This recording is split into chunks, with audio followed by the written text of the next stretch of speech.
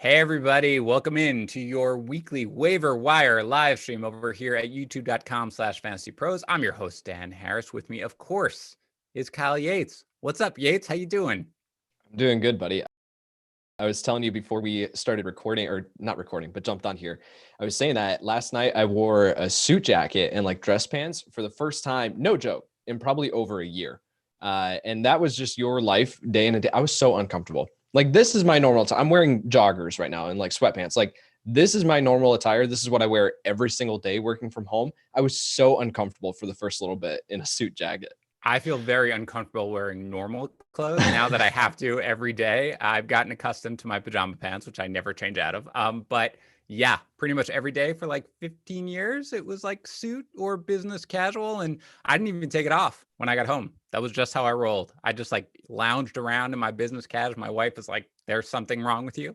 I agreed, but I still didn't take it off until it was time for bed. I think you need to bring it back. I think you just You need to want me wear it to? for the podcast. I I've feel like got that. I've got a closet full of suits I'm right sure now. that you do. All right, we'll bring it back, no problem. But not for right now. Instead, what we're gonna do is talk about waiver wire. I've had so just enough of tags talking about how it's like, oh, this week sucks for waiver wire. Do we even have to do this? There's nobody good. I don't know. I kind of disagree. It's not a week to blow your entire budget on anyone, but I think, look, we're entering bye weeks. We have nonstop injuries to major players. Julio Jones, aggravated his hamstring injury last night. You've got Nick Chubb going down for probably 6 weeks. You've got Austin Eckler going down for also probably 6 weeks. Got major holes to fill right now, and the waiver wire can get you through it. So let's jump right into it right now with whoever your number one waiver wire pickup is of the week. Go ahead. Yeah, it's still T. Higgins for me. And we recorded a podcast earlier today, and I was talking about, as far as like a buy low candidate, I brought up and kind of cheated, but I said T. Higgins because I was like, this is still the opportunity where you can buy low on someone who I believe, like, it's about to be wheels up season for T. Higgins, and with AJ Green essentially just disappearing from this offense. So, and not producing. So I believe that if and I mean, for him to still be only rostered in 29.4% of leagues in consensus between Yahoo and ESPN, like, that's ridiculous. I feel like he should be owned in every format, every roster that you can. Yeah, I mean, he's definitely a pickup for me. He's not my number one for the week, but I agree. Do we think that that AJ Green is just done now at this point, and it's just going to be Higgins and Boyd being the two guys who are factoring in with hopefully a little more of Mixon? But really, it's going to be Higgins and Boyd going forward, and AJ Green's going to kind of be the odd man out. I do believe so. And I think it's more beneficial for Higgins if AJ Green is still on the field, because defenses still have to account for AJ Green's presence. Now, he's not doing a ton with, the opportunity that he's been given this season, right? But yet for him to still be on the field, it opens up and it puts like the third or even, the third best corner on T. Higgins. So if for Higgins, who is an incredibly talented wide receiver, for him to be seeing that type of coverage, that's a mismatch. And for him to only grow with Joe Burrow, I think is, again, like I said, it's going to be wheels up season here. So you think that's starting immediately because they have Baltimore this weekend, and Baltimore, they have a very good secondary, but Terry McLaurin produced well Right. last week with Washington. Obviously, Kansas City, the receivers had a big day. So do you think that Higgins is somebody who, even if you're picking up to start this week, somebody you can just throw in your lineups, good to go? Yeah, I think that you can roll him out as a low end wide receiver 3 at this point. I think that in future weeks, in like better matchups, he can be someone that you can roll out, maybe even higher than that. But yet in this matchup, sure, I totally get you bringing that up, that this is not the best matchup on paper, but yet he can still produce enough for you, especially with these bye weeks. If you do have any of the Lions or not the Packers wide receivers at this point, you're not rostering any of them really. So I think, but with like Kenny Galladay, if you need a fill-in option for him and T. Higgins is still sitting there on your waiver wire, I think that you need to pick him up. Yeah, and the one thing that I'll say about Cincinnati is they may be at this point immune to opposing defenses, because I just think the way they are right now is that Burrow's just going to chuck it. Their defense is bad. They're probably going to be playing from behind most often, except in this game against Jacksonville, which, by the way, Higgins still produced in. So Right. it is something where I do think you don't really need to shy away, regardless of the matchup, for most of these pass catchers, unless it turns out that Higgins is eventually going to be shadowed by someone who's going to completely shut him down. Higgins is one of my top pickups for the week, for sure, but he's third for me overall. My number one is still Alshon Jeffery. And again, I've sort of made this clear how I view wide receiver pickups. I don't know if Jeffrey's going to play this week. He may not. We have to see the practice reports. I'm hoping that he does. And again, if not, then it kind of feels like they just made a mistake not putting him on the pup list at this point, because he Right. will have essentially been out for the first 5 weeks, maybe the first 6 weeks. It's Pittsburgh, so it's not a great matchup. Next week is Baltimore, as we just discussed. Probably not a great matchup. But I look at all these guys. I don't see Higgins as having the upside necessarily as being a guy who's going to be a wide receiver 2 in your lineup every single week, even if you got rid of AJ Green. I mean, I think Boyd is still going to be the number 1 there in terms of the targets, in terms of the receptions. For Jeffrey, he's not a guy who needs anything to happen in front of him. He's a guy who has been a wide receiver 2 in fantasy, and he has the benefit of the fact that Dallas Goedert is out. Deshaun Jackson is already battling injuries in and out. There's nobody to throw the ball to. And once you get past these next 2 matchups, the schedule lightens up significantly. You've got the Giants, you've got Dallas, and a bye. The Giants again, Cleveland, Seattle. There's a lot of tasty matchups in there. He's a guy who, if you can survive right now, if you're not rostering Julio Jones, you don't have Devontae Adams or Kenny Galladay, you don't absolutely need one for this week. He's a guy who I would go for as my number 1. Where does he fall on your list of waiver wire priorities? He's at number 2. And Okay. a lot of the reasons that you just mentioned, that Carson Wentz needs Alshon Jeffery back in the lineup. They need that type of big body presence. And yet it comes with the caveat that we don't know what type of shape Alshon Jeffery is going to be in coming back. And there's no guarantee that he doesn't get re-injured, right? But yet, when you're looking at this offense, it needs a presence like Alshon Jeffery. So if nothing else, he can still be a factor in the red zone. And if that's the case, then he can provide, like, my dynasty roster and what my main league, I need Alshon Jeffery real bad. I need him to come back, and I need him to be that factor that can soak up targets in the red zone and help out Carson Wentz, because again, he needs it desperately. Yeah, no, he's definitely somebody who I think is going to provide huge value over the second half of the season. And again, he's not really, it's health, I think, with him. And again, it was a Frank injury. That's unpredictable. You never know how that's going to recover, but so far so good in terms of what they expected. So I do think that it's somebody who over the second half of the season is probably going to be able to be locked into your lineup as a borderline wide receiver 2. And those guys don't grow on trees. How about so you've got those guys, T. Higgins, number 1. Alshon Jeffery, number 2. First of all, percentage of your fab that you're willing to spend on them.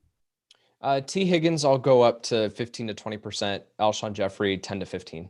Yeah, both those guys are 15% guys to me. Actually, every one of my top 5 guys this week are about 15%. I don't have a strong preference for one over the other for any of my top 5. But Alshon Jeffery, T. Higgins, those are the only 2 who are receivers in my top 5. So if you got your first 2, who's your third on your list of top 10? It's Laviska Shenault. He is just continuing. We've talked about him. Like, this is the fourth straight week that we've talked about Laviska Shenault now. He's continued to be a key part of this offense. He's not seeing the target totals that make you necessarily buy in completely to go, like, this guy is a locked and loaded wide receiver 3. Like, the confidence level, there's a reason why I have him below the T. Higgins, Alshon Jeffery, but yet he's still seeing enough, and he's talented enough of a wide receiver to be a factor. So Laviska Shenault here at number 3, he's someone that I'm not willing to spend anything more than 10% on him. I think that he's still just a flex play, but he brings some upside, and he's bringing a safe floor. That's something that we have to talk about too with Shenault, is that he's bringing a safe floor every single week. Well, he didn't bring a safe floor 2 weeks ago when we really thought that he might. He got the targets, and he got the same number of receptions. I think 6 targets and 5 receptions each of the last 2 weeks. But yeah, that was a little disappointing given that there was no DJ Chark. It was a soft matchup against Miami. You kind of expected him to have a bigger game. Now, it might be that the fact that Chark wasn't there kind of threw everything out of whack. Again, Minshew had a terrible game. So it might be now that they're going to involve. My one worry with him, again, is part of the reason that I liked him was because I did think that they were going to get really creative with him. They were going to use him out of the backfield as they were doing before. They haven't actually done that in the last couple of weeks. I like Shenault. He is certainly in my top pickups, but I do like a couple of receivers better than him. Now, they're down on my list a little bit. You have not mentioned a running back yet. Is the next guy on your list a running back for you? Correct. It is Damian Harris. Oh, he's your number 1 running back pickup. Okay, walk me through Harris. A big game last night, 17 for 100, first game back off the IR. Yeah, this is mostly just looking at the other options and saying that I think they can be fine options for you. But if you are in need of a running back for next week, that you are dealing with some bye week issues, that you need a running back, Sony Michel's on IR. He's not coming back anytime soon. Rex Burkhead is not going to be a factor. They're giving the ball to Damian Harris. And also, Cam Newton is, what's the percentage chance? 99% that he's out for this game. Like, he's asymptomatic. So there's a possibility that if he has negative tests come back this week, that he could play. But that's just, again, very, very small percentage chance. So if that's the case, then they're going to need to lean on their running game with Jarrett Stidham, most likely at quarterback. So if that's the case, there's a huge workload here for in the cards for Damian Harris, who is going up against a fine run defense as far as a matchup for opposing fantasy running backs. So Damian Harris, if you are in need of a play, he's nothing more than an RB3 this week. I'm not super excited about him, but yet he is my number one running back because I think that he provides immediate impact. And then there is the possibility that once Sony Michel comes back, that Harris just keeps this job. Sony Michel has not been anything impressive. So there is the possibility that we see Harris take this job moving forward. So they've got Denver this week, then a bye. So are you saying, by the way, just to make sure I understood you correctly, if Newton did play, would that lessen the value of Harris Correct. this week? Okay. Correct. And that's because you think what Newton's going to factor in more at the goal line? Correct. Got it. Okay. Yeah, I think Harris is definitely a pickup. He is my number 4 pickup on the week. So I think that's where you have him to, right? Yes. Number 4 overall. That's fine. He's actually not my first running back pickup. And for me, that's Dearness Johnson. Now, I get if you don't want to pick up Dearness Johnson. Okay. He's not particularly fast. Nobody really thought he was going to be a giant prospect. He hasn't gotten that much work, even since he's been in Cleveland for the last 2 years. But I do think that we know what Kevin Stefanski is, and Kevin Stefanski, to quote Denny Green, is who we thought he was. He wants to run the ball. That's where he wants to live. That's Cleveland's philosophy, unless even when they fall behind, even in Baltimore. I mean, both Chubb and Hunt were relatively productive in that first game, but overall, he wants to run the ball. 2 things. One, I don't think Hunt is built to take on 20 to 25 touches a week. He's just not, especially since he's battling a groin injury. And I don't think Cleveland wants him to necessarily. Right. And number 2, they're running it over 200 yards per game. I mean, this is just what they want to do. So they have to find somebody else to fill in. And Johnson came in, and I don't think it was what they expected, of course, after Chubb got injured, but he did have 13 carries for, I believe, 95 yards, again, against the Cowboys, yards, yep. right? Against the Cowboys, not a tough matchup. But he is a guy who, if you're going to tell me he's going to get 12 to 15 touches on an offense that really involves the running back, it's not great matchups coming up. It's Indy. It's Pittsburgh. I do get it. But Chubb is out probably 6 weeks at this point. If Johnson has a good showing this next week, he could carve out that role. And if anything happens to Hunt, which is another benefit of him, where he not only is somebody who I think you can start in a pinch, but he offers the upside handcuff ability when you have somebody like Hunt who's already battling an injury with the groin. Now, he looked fine, but he is battling an injury. So for me, he's number 2. Where do you have Johnson on your list of waiver wire priority, both in running back and overall? He's my number 2 running back, and I have him at 6 overall. Now, the reasoning is the matchups the next 2 weeks. He's just not, I mean, Indy, we have to talk about this defense. This defense is legit, and they're shutting down pretty much everyone that they come into contact with. So looking at Dearness Johnson, he's a little bit further down my list because I don't think that he has, I can't confidently recommend him as anything more than a RB4 this week.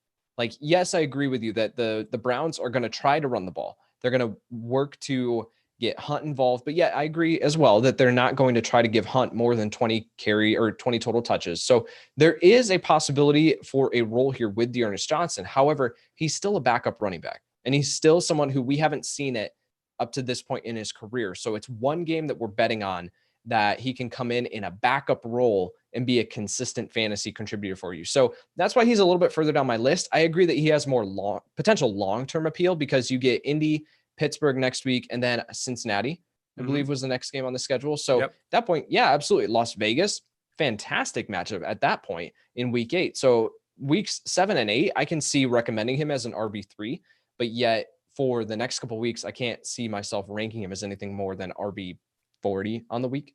Yeah, I think that that's absolutely fair. I think the bigger deal of why he gets ahead of Harris for me is, again, next week they have Denver, which is, a fine matchup. But, you saw Burkhead get 11 carries coming in. And I realized that their whole game plan was to just rely on the run last night, the Patriots, to try to control the clock. And I assume that if Cam Newton doesn't start, it's now going to be Stidham after what Brian Hoyer did last night. And that's fine. But I don't know if I can rely on touches because I do think they want to get White involved more. They want to get Burkhead involved more. And then they've got to buy. So you're really looking at the next 2 weeks as I don't know how confident I'll be in starting Harris this week and then a buy. So neither one of them is uber appealing for the next couple of weeks. And I think that speaks to the fact that ordinarily a running back, especially somebody who's going to get an opportunity like these guys, they're going to be on the top of my running back of my waiver wire priority, right? They're going to be the guy who I think you need to target because running backs are in short supply right now, but neither one of us right now is going with a running back at top. All right. So you gave your top 4 there. And then I'll say this really quick because for the context there too of the running backs, like with both of these guys, again, I have Harris at 4, I have Johnson at 6, but yet like I'm not willing to spend anything more than 10%. As far as like just a stand, like of course that varies if you absolutely need an option. And that's why I have Harris ranked a little bit above Johnson, so, but again, these aren't guys that I'm sitting here saying like, get them on your rosters. Yeah, no. And I think to Tags' point, this is not I've been teased about this a little bit by some of our listeners where I'm like, this isn't a break your bank sort of, week where apparently I said that most weeks, but it's true. There's been really one guy so far that I have seen was a guy that you really, really, really wanted to spend up on if you were going to make a big, acquisition. And that was Mike Davis. And that was the reason. This was exactly the reason why, because when you have a clear cut role for a couple of weeks, he can be a guy who's going to win you a week or something like that. That's the guy you go after. There aren't those people right now on the waiver wire. So we've got T. Higgins, we've got Jeffrey, we've got Damian Harris, we've got Laviska Shenault, and who is your number 5 pickup for the week? It's Olamide Zaccheaus, Atlanta wide receiver.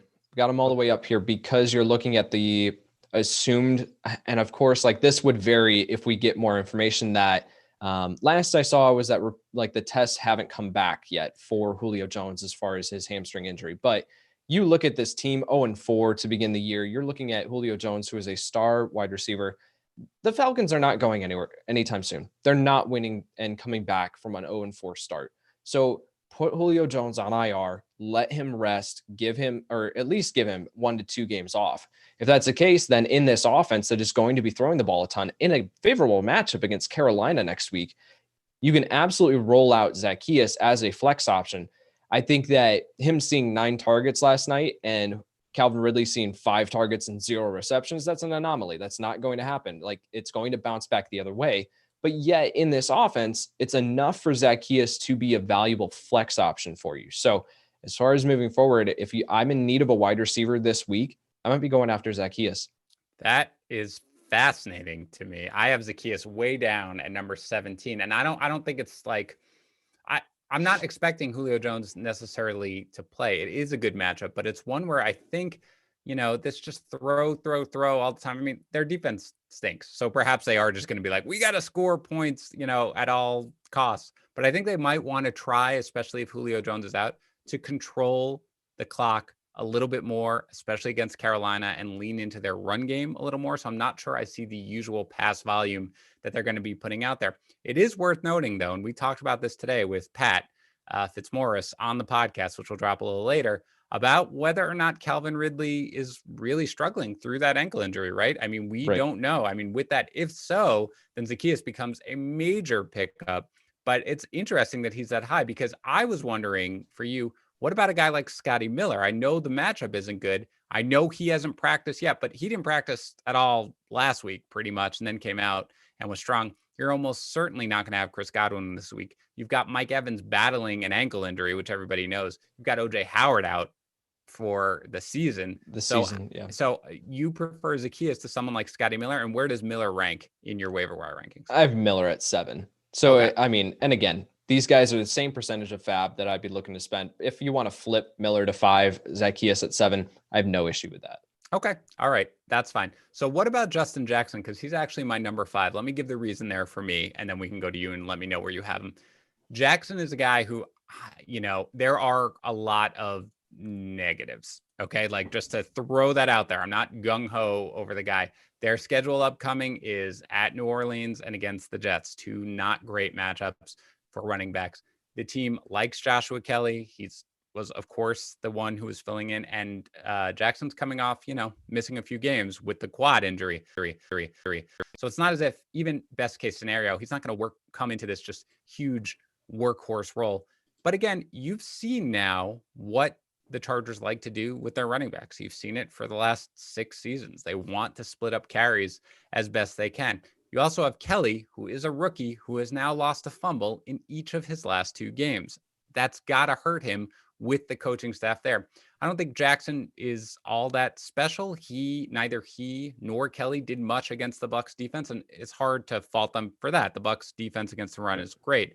But I do think this is sort of another one of the guys like Dearness Johnson, who you come in, you're going to get probably guaranteed touches in that backfield. And if they're, double digits, which you're probably going to get, you also offer a pretty high handcuff where if something does happen to Kelly, then the road is completely clear for you. So what do you think here about Jackson, who's my number 5 pickup of the week? Yeah, so I had him at 11. But as you were talking about him, I looked at his schedule past the next 2 weeks. Right. And you look at, you said New Orleans and the Jets, but then you go Miami, Jacksonville, and Las Vegas. Those are 3 really, really good matchups. So I don't know exactly what it's going to look like, what this backfield is going to look like if Jackson is just going to walk into the Austin Eckler role, because he can be a fine pass catcher, but it's looking at like, what is the exact usage here? I expect Kelly to be the guy moving forward. Fumbling issues aside, they need him. Mm-hmm. And Jackson has proven that he can't stay healthy and assume more than, just a change of pace back workload on the ground. So if you're looking at Jackson to be this main guy to step in and suddenly just assume every bit of Austin Eckler's workload, I don't think that's going to be there. But I think that he can come in, see 6 targets a week. And if that's the case, then he can be a fine flex option for you in full PPR leagues. But it's a little bit vague right now because I just don't know what the Chargers are going to do with him and Joshua Kelly moving forward. So he ended up at 9. I moved him up a couple spots. Nice. All right. I will take that. Let me ask you a question sort of outside of the specific guys for this week, Yates. Last week, we saw a game postponed that fantasy managers were not expecting when they looked at their schedules and they tried to plan out their bye weeks in the Titans and the Steelers because of COVID concerns. You have Cam Newton, who tested positive, that threatened that game if the testing hadn't have gone well. You had the Vikings and the Texans, possibly a game. This is the reality that we live in now, right? I'm going to go out on a limb and say that Steelers-Titans game, not the last game that's going to probably be canceled because of COVID concerns. I think the NFL will find a way to keep going, but that's not the last game.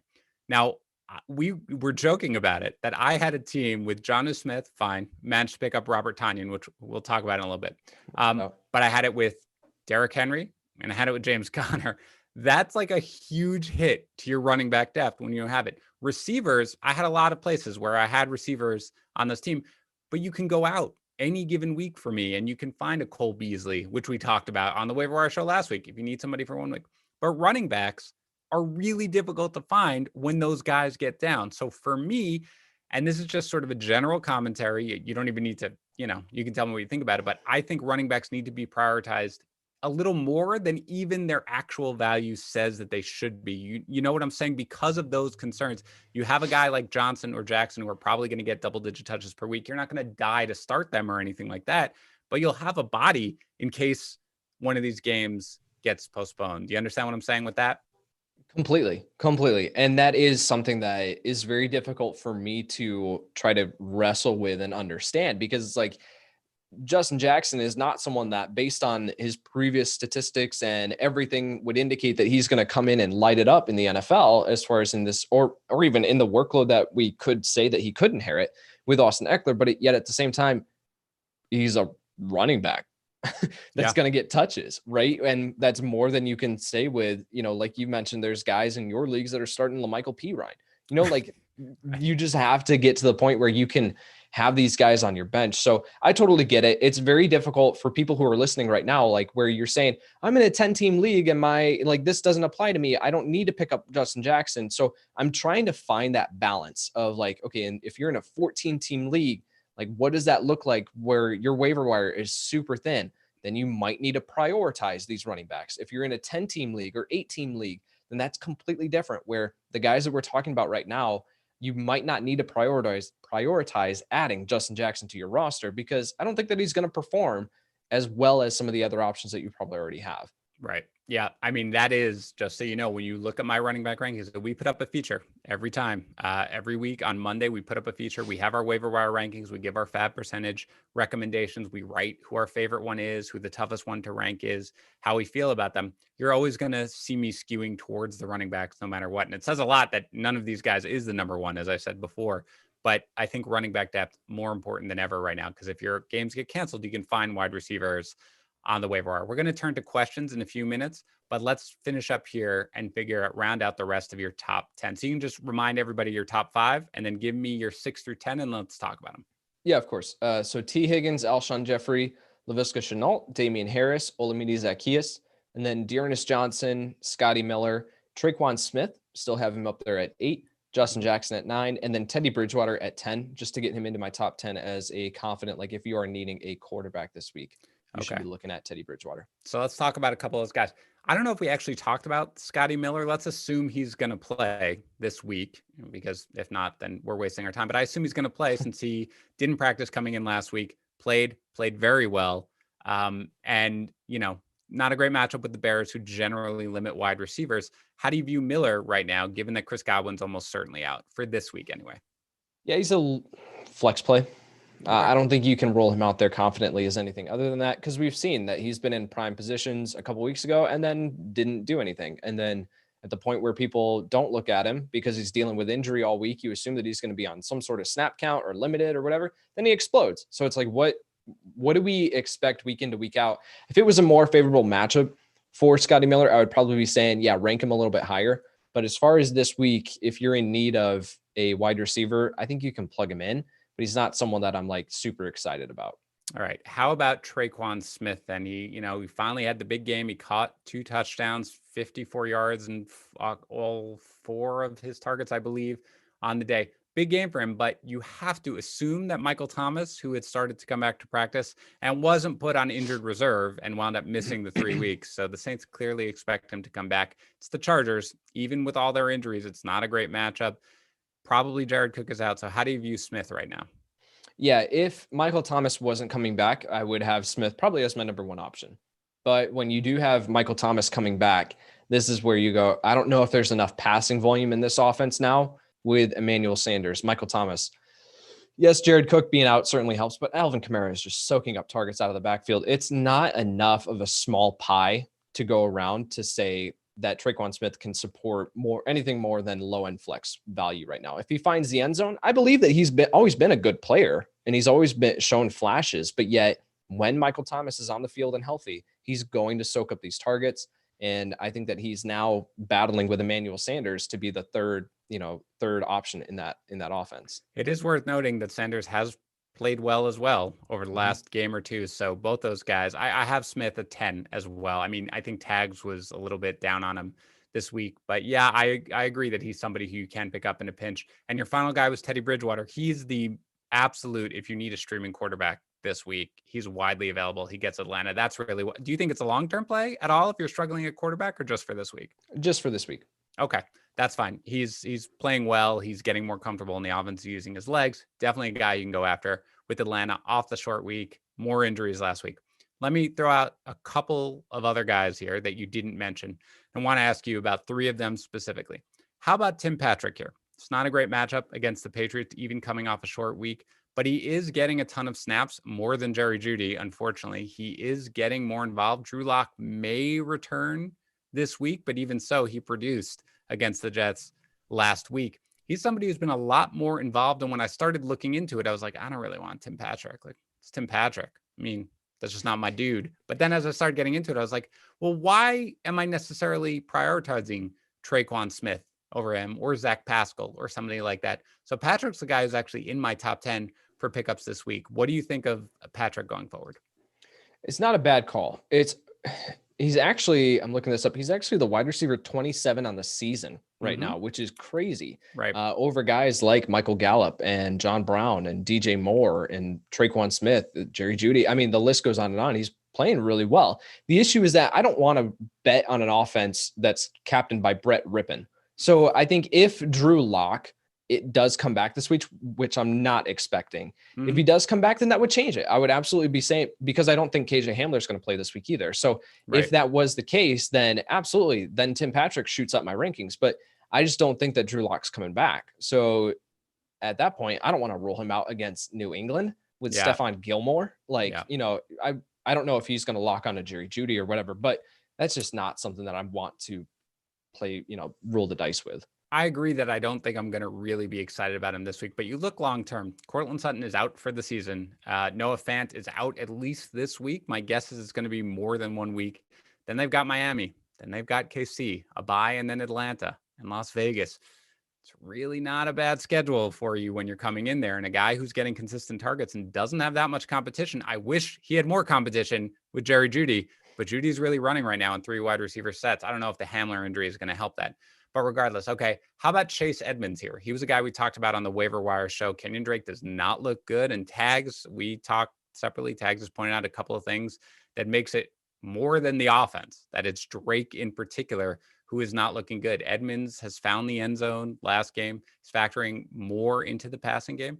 And it's something where Drake was, remember, battling some vague injury where he was in a walking boot coming into the season. He was like, no, I'm fine. We never really found out what that was.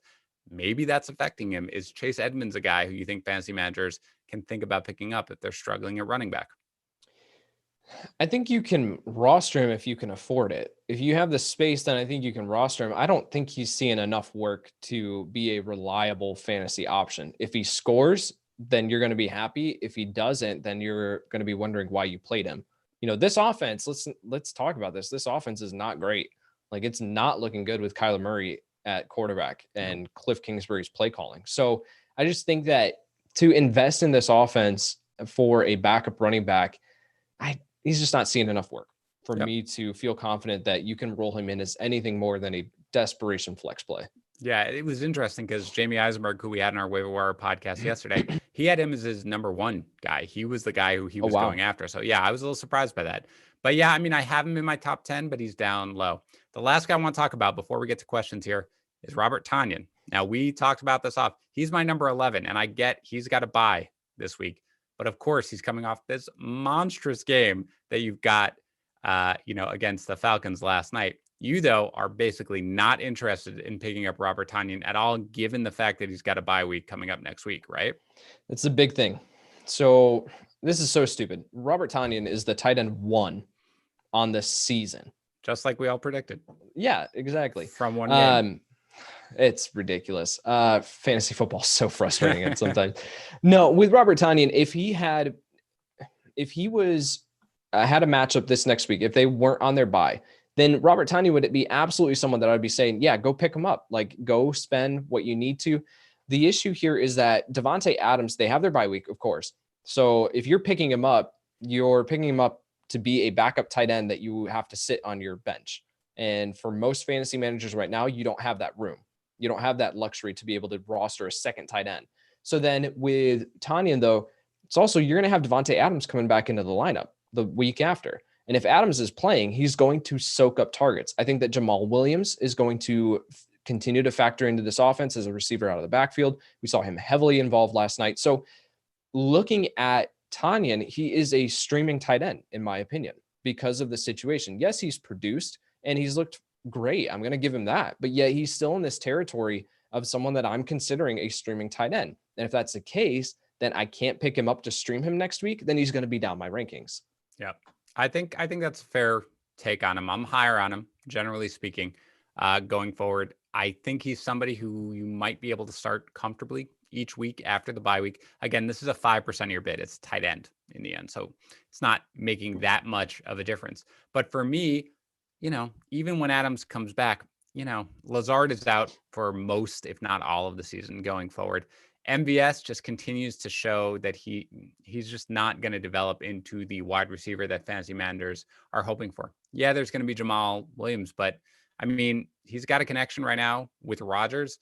And I think that when you're looking at tight end, for the most part, as it does every year, the tight end landscape sucks. So I think that if a guy who you're going to get a part of this offense for a quarterback who's playing at an MVP level, who does not have that many other targets, he's a guy who I think you can roll out there each and every week if you can do it past this bye week. But I agree that because of the bye week, he's not worth a major bid. Yeah, and he goes up against Tampa Bay when they get back too. It's true. Like we have to take into account that this was up against Atlanta and their secondary, right? And so I just don't think for him to go up against Tampa Bay, that's a very, very tough matchup for opposing quarterbacks in general, but then also opposing tight ends. So to confidently say that you should go out and spend up to go get Robert Tonyan on a bye week, who then has a tough matchup the week after, is just not, I don't think it's a smart decision. Ready for some questions? Let's do it. All right. Keep doing questions in the comments. I'll get to as many as I can. Felix R asks, do you drop DJ Moore? No, you don't drop DJ Moore. I'm glad that I just wanted to make sure the reaction was a no, just because that's right. No. There's a wide receiver that we talked about that we liked that you can drop. And that is, of course, T.Y. Hilton. It's not DJ Moore at all. DJ Moore is going to be fine. There is a question out of curiosity. I think we mentioned on the podcast, rest of season, Robbie Anderson or DJ Moore. The answer is for you. It's Robbie Anderson. Ooh, it's slightly DJ Moore for me, but either way, you are starting both of them. From Amos, should I pick up Dalton Schultz and drop Hayden Hurst in a half PPR league? No. And the reason why is that Dak Prescott is currently on pace for 804 pass attempts on the season. That is absurd. It's ridiculous. And now you're looking at this next matchup, and it's because he's throwing so much because they've been falling behind to some pretty good offenses here that have put up points on the board. And then they've had to play catch up, which has led to Zeke being only 6th in the NFL in overall rushing attempts, where normally he's number 1. He's seeing a ton of work on the ground each week. Normally that's not happening this season. So looking at this game now against New York, where the Giants are not going to go up big on Dallas. Right? Like based on everything that we've seen from this Giants offense, that's not going to happen. So I'm expecting the Dallas offense to lean back more on their run game this one, which limits the overall upside for someone like Dalton Schultz. So I think he falls back into this like 5-6 target category, and that's a streaming tight end. So Hayden Hurst is, if you are talking about Julio Jones being out for an extended period of time, Calvin Ridley dealing with an injury, Russell Gage didn't look to be a part of the offense last night, then Hayden Hurst is still involved. I would personally still be rolling with Hayden Hurst. I think I'm probably going to rank them close most weeks going forward, because I do think that Schultz has carved out a role in this offense, and we did like Blake Jarwin a lot coming into the year. But no, really? I wouldn't make that switch. I'm not ready to jump off Hurst yet, especially if Julio Jones is battling an injury right now. I think Hurst will just continue to get more involved. Devon D'Souza, grade the trade Jefferson and Debo, get Julio Jones and Todd Gurley. I want the other side of that. Which side do you want? The Jefferson and Debo. You want Jefferson and Debo over Julio Jones and Todd Gurley? Hold on. I just want to make sure. I don't want you to say something. That could be fine. This all hinges on Julio and his injury. Like if Julio is out for an extended period of time, if it comes back that he goes on IR, we find out that today, then of course that changes things. But I don't think that Debo is going to be anything crazy like he was last year. Like he's going to have to carve out like a huge role. It's Kittle's offense. And you now are splitting up targets with Brandon Ayuk and Debo Samuel. Justin Jefferson, I am fully buying into that this is a moving forward, like you can roll him out as a solid wide receiver 3. So it all comes down to what is Julio's injury. But yeah, I am going to change it. I'm going to go with Julio. Let's assume that Julio is out 1 to 2 weeks. Then I'll go with Julio. If he's on IR and he's out for more than that, and I need wide receiver, then I'll take the Jefferson and Debo side. Yeah. And again, I wasn't criticizing. I just wanted to make sure that you said it, because for me, especially with how we feel about Julio, generally speaking, I know everybody's worried about Todd Gurley. He's got a nice schedule for the next several weeks coming up. Yeah. And he does get the goal line work, and he is getting it done. The ceiling's not really going to be there because he doesn't factor into the passing game. But yeah, and if you're forced to make that deal right now before you know about Julio, it's worth it for me. It's worth the gamble, even though we don't know exactly how it's going to turn out there with Julio. I think we pretty much answered this, and I think I know what it is, but Christian MS, who's the highest upside streaming quarterback for week 5? Yeah, it's Teddy Bridgewater. Yeah. He's getting it done so far, and you're going up against the Atlanta secondary. Avery Cunningham asked, should I trade Jarvis Landry for Laviska Shenault? They're both in that same territory of these wider, like low end wide receiver threes, flex plays. And if that's the case, and we've talked about this, Dan, like the same position trades in the same tier, like why make that move? Like there's no benefit to it. I get those questions all the time and I'm like, sure. Like I really have no preference because they're both in the same tier. So I'll whichever one I've got, I'll keep. Yeah, that's the right answer. That's my go-to. That's 100% correct, whatever I say. Yeah, I agree with that. I think hold what you've got because they're pretty much in the same tier. All right. I don't know if you have done your rankings for this week yet. Yates. Have you done your preliminary rankings? Not yet. For week 5. All right. Well, let's just do something off the cuff. I haven't either. I'm going to do them tonight. Felipe B asks, would you start Justin Jefferson or Will Fuller this week? Minnesota is taking on Seattle and Houston is taking on Jacksonville. So who do you think you're going to have ranked higher right now? Will Fuller or Justin Jefferson? It's going to be close. That's going to be really close. Close. They are both high upside wide receiver threes, in my opinion. Yeah. Great matchups for both of them. Yeah. I'm probably going Fuller, I think, because I generally lean towards Fuller a little higher, given the fact that they both have good matchups. But it is something where we both write articles and have our rankings in them, and it updates every time we do it. I don't know about you, Yates. I always pin mine to my Twitter feed. So you'll have your answer there. And you should definitely check our Twitter profiles at Kyle NFL, at Dan Harris 80. But it is something where I think right now, preliminarily, I lean Fuller. Would you drop from Curtis Bruce Yates to pick up T. Higgins? Would you drop AJ Green? Yes.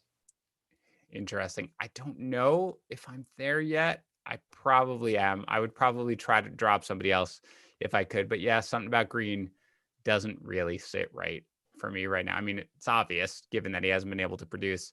I would like to hold if I can. See, here's the thing. The way that I want to view AJ Green and T.Y. Hilton now are they're waiver wire grenades. They're these players that still have the name recognition that you can drop them and someone else is undoubtedly going to pick them up. T.Y. Hilton is wide receiver 74 on the season. AJ Green is wide receiver 81 on the season or something like that. It's ridiculous. So they're going to be picked up. The potential range of outcomes with them is too wide. And I think we're starting to get clarity on it, though, that it's not going to be anything great this season. So if that's the case, let someone else deal with the potential outcomes here, the potential headache that rostering AJ Green and T.Y. Hilton is. And you can pick up a high upside player, someone who's trending in the right direction. So yeah, I'm going to go in that situation. That's pretty easy for me to drop AJ Green and pick up T. Higgins. Okay, let's move a little faster and do some lightning round stuff. Okay, where from Brent? Where does Damian Harris stand in your rest of season running back rankings? It's so difficult to say because we don't know what this backfield looks like. With Sony Michel coming back, are we suddenly going to see him inactive? Are we going to see Rex Burkhead inactive? So he's like in my 50s right now for running backs, just because like he has some immediate value, but then by week, then we don't know. So he's kind of in this no man's land right now. I've got him higher. He's 39th for me as of right now. I'm going to probably tweak him and do a deep dive after this, but I do think that he's someone who, once you're at that point at running backs, I don't think too many of them have the potential that Harris has. Michael Z, should I drop T.Y. Hilton? Yeah. Yeah. I'm fine to hold. But you can drop him and not feel too bad about it. Nick V, are you panicking on David Johnson yet? No, because I didn't have high hopes for him. Personally, I thought that he was going to be this low end RB2, high end RB3 all season long. That was kind of just where he was. People were like touting him and like, after week 1 and his performance there, but after that, it hasn't been great. And so I think he was done like several years ago. He's still getting the workload, but even when you now factor in Duke Johnson coming back, that eats into his potential workload there too. So I'm not super excited about him. Yeah, I am not panicking. I'm disappointed. He's had a rough first 3 games with the matchups, didn't produce that much in this past one, but I'm still usually rolling him out there as a borderline RB2 because there just aren't that many of those guys. From Jacob Glazer, would you trade Josh Jacobs for Aaron Rodgers in a 10-man half PPR league? Is this a 1 quarterback league? Let's assume. Then no. Correct. That's the right answer. You should not do that. I get it. Rodgers is playing fantastic. He may end up as a top 3 QB when all is said and done if he keeps it up, but you cannot trade a locked in RB1 for that. If it was a 2 QB league, since Jacob didn't specify, would you make that trade, Yates? Probably would if I desperately needed a quarterback and I had depth at running back. Yeah, I think that's okay there as well. From Tommy Foster, would you, I don't know if this is rest of season or this week, so I guess let's go rest of season. Fitzpatrick, Minshew, or Herbert rest of season? Minshew. Herbert has Tyrod Taylor hanging over his shoulder with the potential that he gets benched for Tyrod Taylor as soon as he's healthy, even though I don't think that that's the right call. And then Fitzpatrick, there was talk that he wasn't going to start this game, that it was going to be Tua Tagovailoa time. So you have two of those options that might not be starting quarterbacks in 2 weeks. Yeah. And if it's this week, by the way, the Chargers get New Orleans, Miami gets San Francisco, and Jacksonville gets Houston. Again, I have not done my rankings, but my guess is that Minshew is going to be the guy to go with in that scenario. So if it's for this week, it is Minshew. Curtis Bruce, how do you feel right now about Darrell Henderson? Confused. I said this earlier, recording the podcast. I put it out on Twitter. Was there a player that we just missed on more as an industry? All of us. I feel like every single person was like, hey, let's go with Darrell Henderson this week. Wheels up. This is going to be amazing against the New York Giants. And that game plan was just, I don't know what Sean McVay was doing. So now you factor in that there's this question mark with Darrell Henderson and his potential usage. And then Cam Akers is now reportedly going to be returning to the lineup in week 5. So a messy situation gets even messier. So I still think that he is the back to roster here, but I don't think that you can trust him in your lineup. Yep. If I had to roster a Rams running back, it would still be Henderson as of right now. I don't really care about rostering any Rams running back because I'm now really convinced that you're never going to feel comfortable starting him. So if you were high on Henderson, like everybody was coming into this week, I wouldn't be any longer. From Randy S. I mean, I think we know the answer to this, but I lost Chubb. Should I go all out for Dearness Johnson? I don't think you should go all out, but looking at the options, it depends on how desperate you are. If you really do not have another option that you can plug into your lineup, then yeah.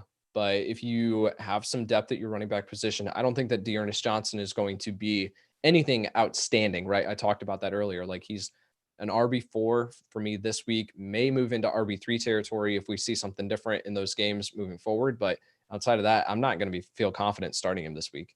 Yeah. Again, 15% of my fab is basically my max bid. I don't think he's going to be a savior or anything like that. Unless you're absolutely desperate for a running back, then you got to do what you got to do to get whoever you need. But if you have anybody else, I wouldn't go crazy and be like, this is my Chubb absolute replacement. From Supernova, Matt Ryan owner here, would you start Teddy Bridgewater, considering we talked about him, versus Matt Ryan in the same game? Matt Ryan has not been good over the past 2 weeks. Quarterback 26 in fantasy for weeks 3 and 4. He's being outscored by Nick Mullins, Nick Foles, Dwayne Haskins, and Sam Darnold from a fantasy perspective. So I think as far as moving forward, I think that this is a matchup that you can roll him out and you can feel confident as a low-end QB1. I think that in my rankings, I haven't done them, but just spitballing, I think Ryan's probably going to end up at something like quarterback 13 and Bridgewater will probably be at quarterback 15. It's probably where they're going to land in my rankings. So I'll give the edge there to Ryan, but that's close. It's going to be really close, especially probably without Julio. So I wouldn't, if I have Matt Ryan, I'd probably just hold Matt Ryan and I wouldn't go get Teddy Bridgewater, which is basically what he asked. From Curtis Bruce, should I drop Devonta Freeman for any of Dearness Johnson, Justin Jackson, or Joshua Kelly? If Joshua Kelly is available, yes. You drop Devonta Freeman for Joshua Kelly. Outside of that, I don't think that I'm going out of my way because they fall into the same territory where I think Devonta Freeman he's not effective on the ground, 3 yards per carry last week, but he's the main guy in this backfield and he's seeing work as a receiver out of the backfield. So that's enough to inflate him. He finished it the last week as the RB 31, I think, off the top of my head. So looking at him, he can be a solid RB3 for your roster with that usage through the air. Yeah, I agree with that. I would do it for Kelly, but Freeman, did look better, especially through the air, than I expected him to. So I'd hold him for the other two guys. Adam Carr, would you trade Miles Sanders and Odell Beckham for Dalvin Cook? I personally would.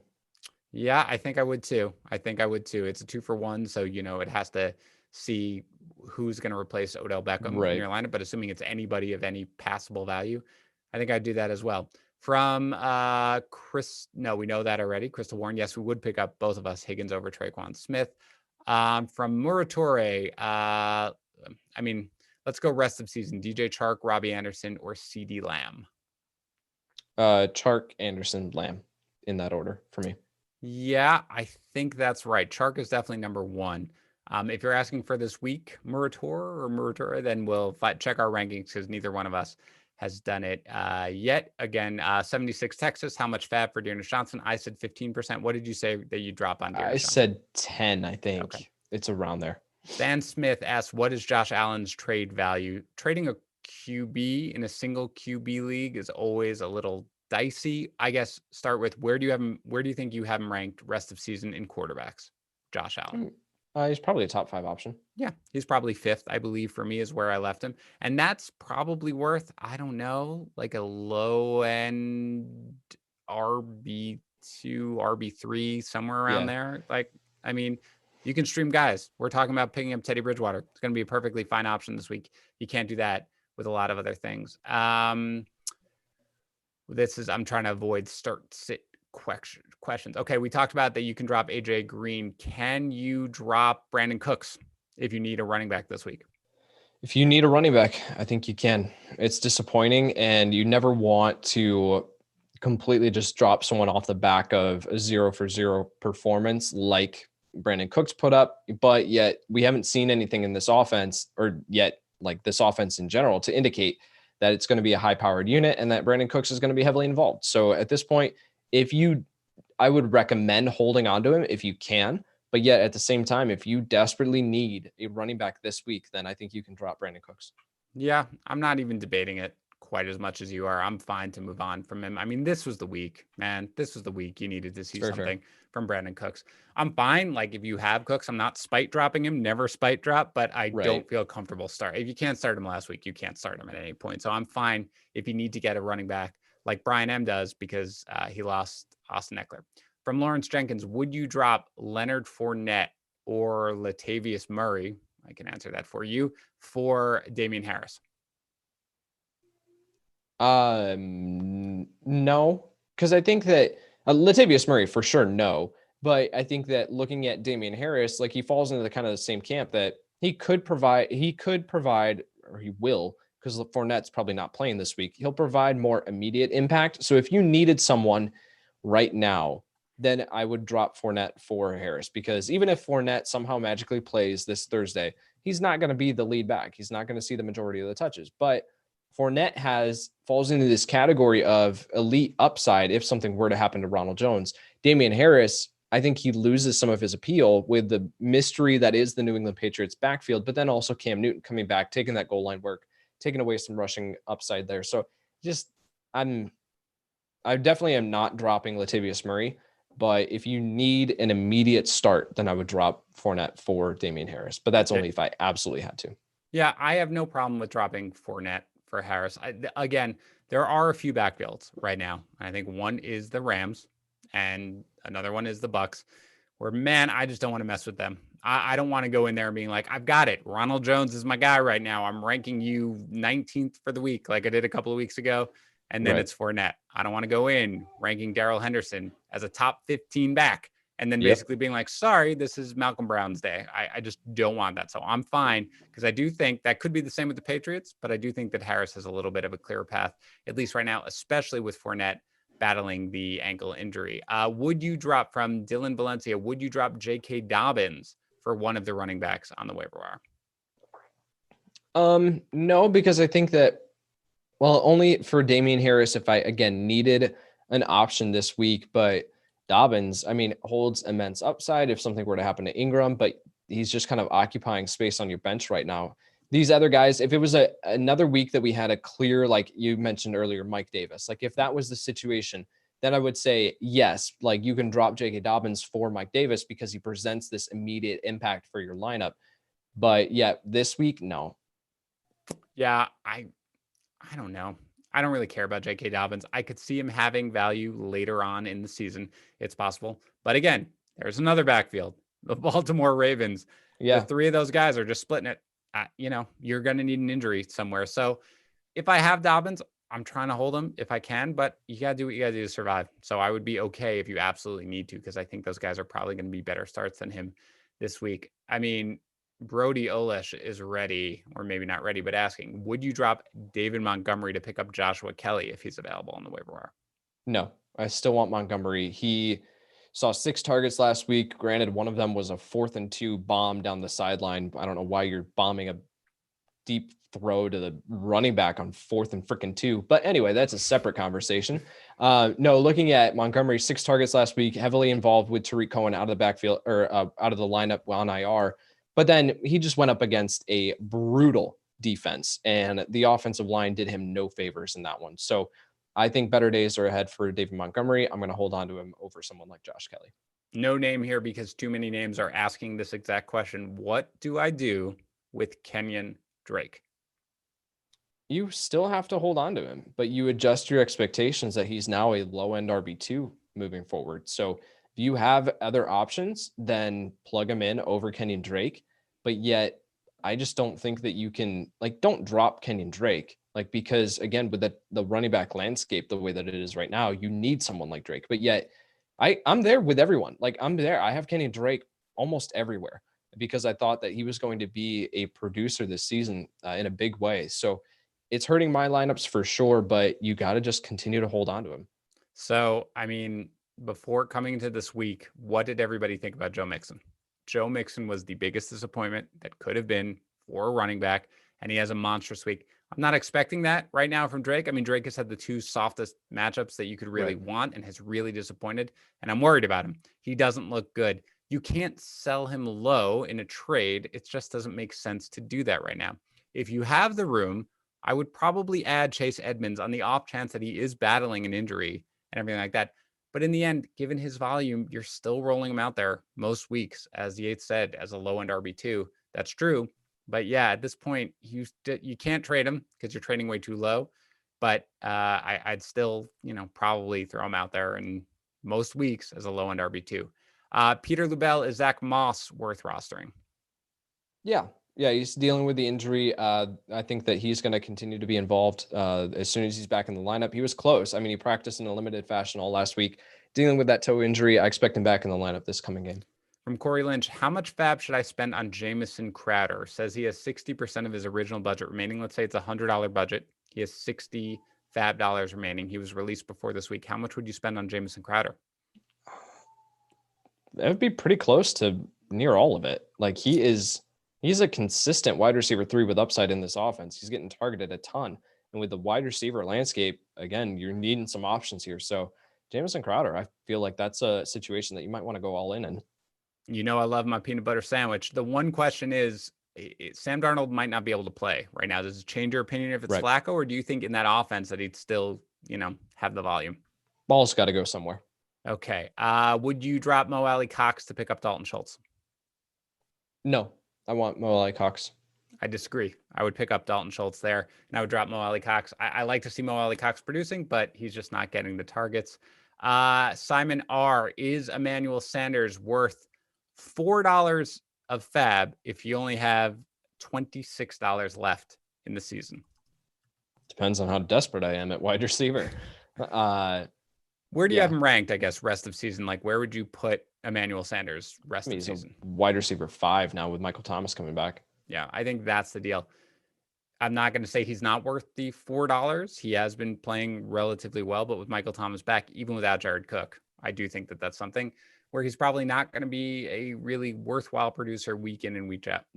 $4, it's not going to crush you if you do it based on your budget, so it's okay if you do, but I'd probably just look for better options. All right, that is it for our Tuesday waiver wire live stream. As always, Yates, it was great talking to you. Tried to answer as many questions as I could.